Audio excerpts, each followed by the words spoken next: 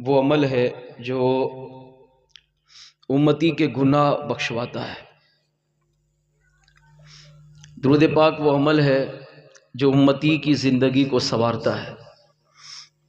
درود پاک وہ عمل ہے جو امتی کو جب دنیا چھوڑ دے، کوئی بھی پوچھنے والا نہ ہو،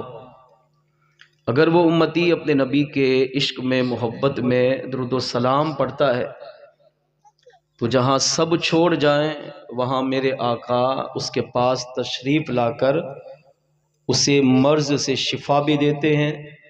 اور جس مشکل میں ہو اس کی مشکل کشائی بھی کرتے ہیں۔ اس بات کو اس روایت سے سمجھیے۔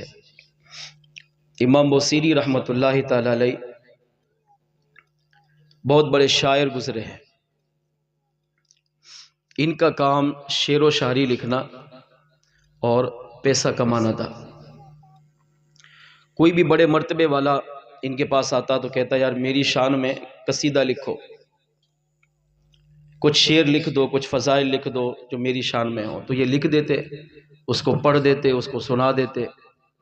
پھر وہ ان کو انعام کے طور پر سونے کے اشرفیاں یا درہم یا دینار یہ دے دیتا ہے۔ تو اس طرح ان کا زندگی کا گزر بسر ہونے لگا۔ آپ فرماتے ہیں کہ ایک سال مجھ پر ایسا آیا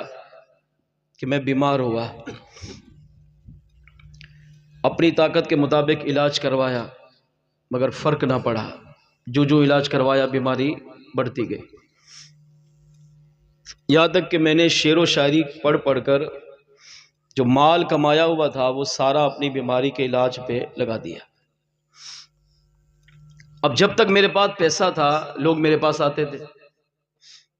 مجھ سے محبت کرتے تھے، میری تعظیم کرتے تھے، میرا احترام کرتے تھے، اور جب پیسہ میرے پاس ختم ہو گیا تو لوگوں نے مجھے چھوڑ دیا۔ ہمارا حال بھی آج اسی طرح ہے، پیسہ ہوتا ہے تو ساری عزت ہو رہی ہوتی ہے، پیسہ ختم تو عزت ختم۔ جبکہ اسلام ہمیں یہ نہیں سکھاتا، اسلام یہ سکھاتا ہے کہ سامنے والا پیسے والا ہو نہ ہو، ہے مسلمان تم اسے اپنے آپ سے افضل، بہتر، اعلیٰ سمجھو۔ ہو سکتا ہے اللہ کے ہاں جو اس کا مقام ہو وہ تمہارا نہ ہو، یا اس کو اچھا سمجھنے کی وجہ سے ہو سکتا ہے اللہ تمہیں اچھا بنا دے، تم اس مقام پر پہنچ جاؤ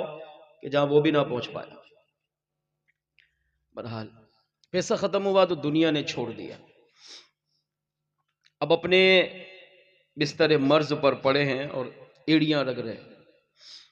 بیماری اور بڑی تو فالج کا اٹیک ہوا اور پورا جسم مفلوج ہو گیا، اپنا ہاتھ ہلا سکتے ہیں نہ پاؤں ہلا سکتے ہیں۔ لوگوں نے دیکھا کہ اب یہ مرنے کے قریب ہیں، فالج کا اٹیک بھی ہے، جسم بھی بالکل برف کی طرح جم گیا ہے، شفا ملنے کی اب کوئی امید نہیں ہے، پیسہ بھی ختم ہو گیا ہے، تو لوگوں نے آنا بھی چھوڑ دیا۔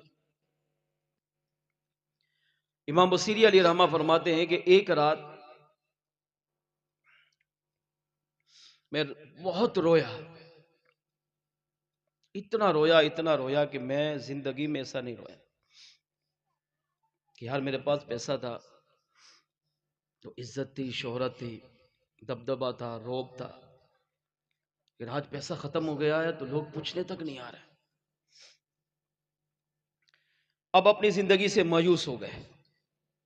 اب اللہ سے موت مانگنے لگ گئے۔ ہمارا حال بھی یہی ہوتا ہے، جب انسان زندگی سے بیزار ہو جاتا ہے نا پھر کہتے ہیں یا اللہ موت دے دے، یا بیماری میں پڑے پڑے شفا نہیں مل رہی ہوتی تو اب اللہ سے مانگتا ہے یا اللہ موت دے دے، اب میں نہیں جینا چاہتا، میں چاہتا ہوں اب مجھے اپنے پاس بلا، میں دنیا سے تھک گیا ہوں، بیزار ہو گیا ہوں۔ امام بصیری فرماتے ہیں جب ساری کائنات مجھے چھوڑ کے چلی گئی اور میں اپنی زندگی سے مایوس ہوا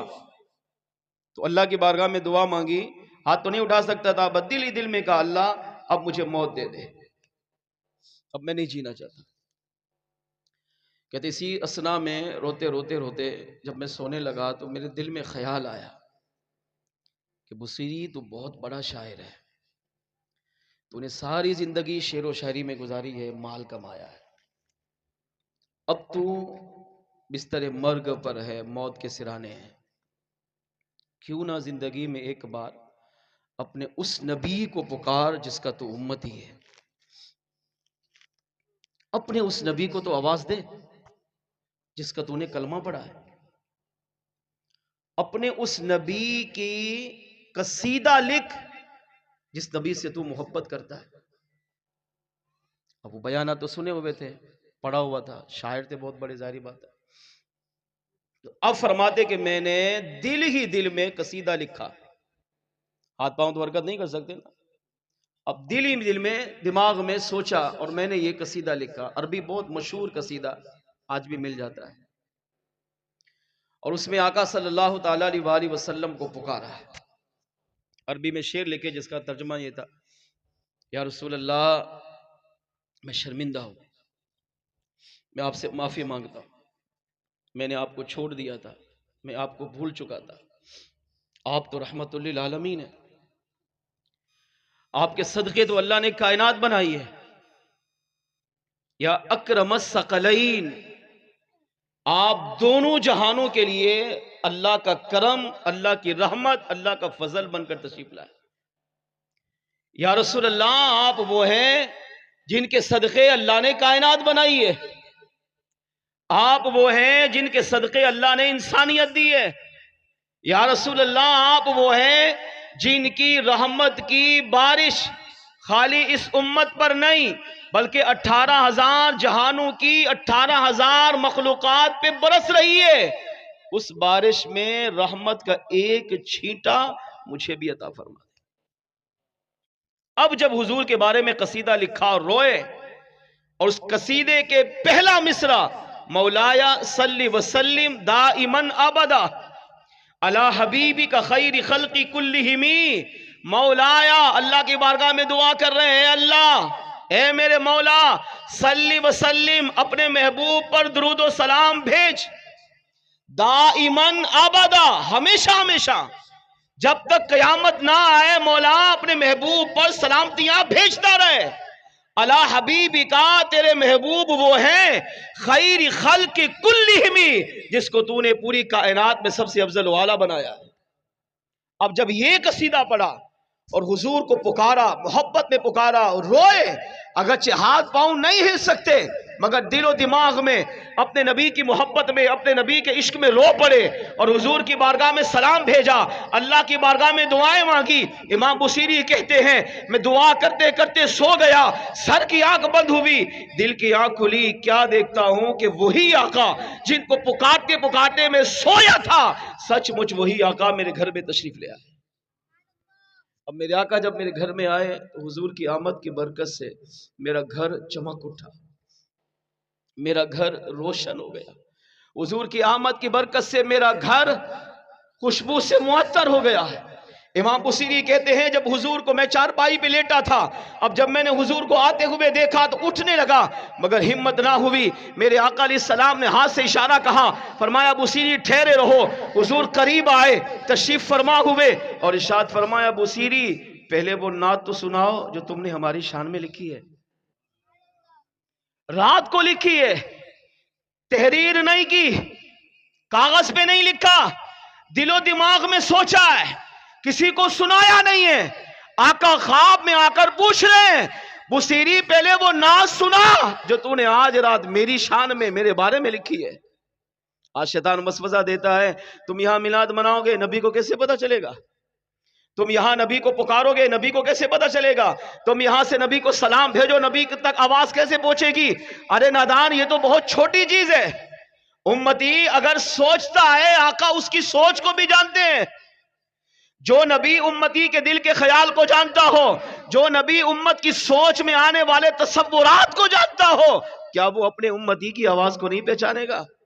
امتی کی آواز کو بھی جانتے ہیں، امتی کی آواز کو سنتے بھی ہیں، امتی کے دل میں نبی کا کتنا پیار ہے، کتنا ادب ہے، کتنا احترام ہے، آقا اسے بھی جانتے ہیں۔ اور امتی جو نبی کو جس مشکل میں پکارتا ہے، آقا وہ مشکل بھی جانتے ہیں اور کرم فرمائے تو تشریف لا کر اس کی مشکل کشائی بھی فرما دیتے ہیں۔ اب یہاں دیکھیں صرف دل و دماغ میں سوچا، قصیدہ لکھا، آقا نے آتے فرمایا بصیری پہلے وہ قصیدہ سنا جو تری میری شان میں لکھا ہے۔ قصیدہ پڑھا، پڑھتے پڑھتے کہتے دقت طاری ہو گئی، ساروں قطار رونے لگا، اور میرے آقا وہ قصیدہ سن کر جھومتے رہے۔ اس سے پتہ چلا کہ نبی کے ذکر میں جھومنا یہ محبت کی دلیل ہے، نبی کے ذکر میں مچلنا، نبی کی محبت کا اظہار کرنا، نبی کی محبت میں جوش کا اظہار کرنا، یہ میرے آقا کو پسند ہے۔ امام بصیری کہتے ہیں حضور جھومتے رہے۔ جب وہ قصیدہ میں نے ختم کیا تو میرے آقا صلی اللہ علیہ وسلم نے اٹھے اور حضور جانے لگے، تو کہتے ہیں میرے دل میں خیال آیا کہ میرا کام تو نہیں ہوا، دیدار تو ہو گیا ہے، فالج کا اٹیک بھی ہے، بیمار بھی پڑا ہوں، تو میرا کام تو نہیں ہوا۔ تو کہتے ہیں جب حضور اٹھے اور جانے کا ارادہ کیا تو اب میں نے سوچا حضور کو کہوں۔ اعلی حضرت امام احمد رضا خان فرماتے ہیں فریاد امتی جو کرے حال زار میں، ممکن نہیں کہ خیر البشر کو خبر نہ ہو۔ یہ عقیدہ دیا اعلی حضرت نے، فرماتے ہیں یہ ہو ہی نہیں سکتا، ناممکن ہے۔ کیا کہ امتی گھر میں بیٹھ کر گھر کے کونے میں تنہائی میں ہو یا مجمع میں، امتی نبی کو پکارے اور نبی کو پتہ نہ چلے، یہ ناممکن ہے، ہو ہی نہیں سکتا۔ آقا سب جانتے ہیں۔ تو امام بصیری کہتے ہیں میں نے ابھی دل میں سوچا کہ جلدی جلدی حضور جا رہے ہیں تو میں اپنا مسئلہ تو حل کرواؤں، تو میرے آقا صلی اللہ علیہ وسلم کھڑے ہوئے اور جانے سے پہلے میرے پورے جسم پر ہاتھ پھیرا اور فرمایا بصیری اب اللہ تجھے شفا عطا کر دے گا۔ پورے جسم پہ ہاتھ پھیرا جس سے میرے بدن سے خوشبو آنے لگی۔ پھر خالی یہاں تک نہیں، قصیدہ سنایا نا، نعت سنائی حضور کی تو حضور نے انعام دیا۔ وہ مزمل کی چادر جو میرے آقا نے اپنے اوپر لپیٹی ہوئی تھی وہ اتاری، اس کو لپیٹا اور امام بصیری کو بطور تحفہ عطا فرمایا۔ امام بصیری کہتے ہیں کہ سرکار علیہ السلام نے میرے سرہانے وہ چادر رکھی، اب حضور تشریف لے گئے، کیا دیکھ رہے تھے؟ خواب۔ اب فرماتے ہیں خواب میں رو رہا تھا،